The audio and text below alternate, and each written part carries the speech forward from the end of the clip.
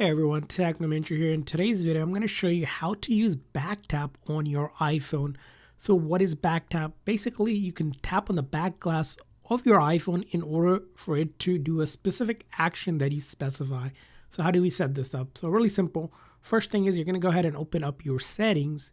And then from there on, we're going to go ahead into accessibility. Now from accessibility here, you're going to scroll down to physical and motor, and specifically touch. And when you do that, you're going to scroll all the way to the very bottom. Right underneath is option for back tap, so we can tap on it. Now when it comes to back tap, there's two different options for back tap. You can tap the back of your iPhone glass 2 times for the double action, or 3 times for a triple action for a specific command. So let's go ahead and tap on for the double one. For the double one, let's say I wanted to maybe go ahead and turn on the flashlight.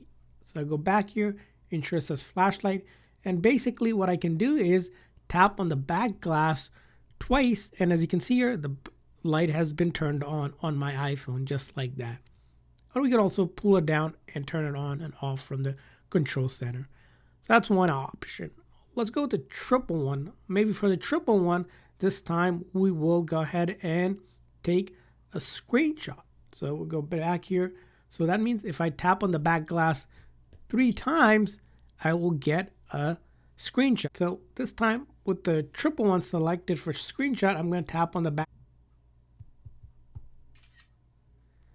And as you can see here, when I tapped it on 3 times, I'm able to get a screenshot just like that. So that's how you do it. I hope this video was helpful. If so, please consider hitting the like and subscribe button for more tips and tricks. See you guys next time.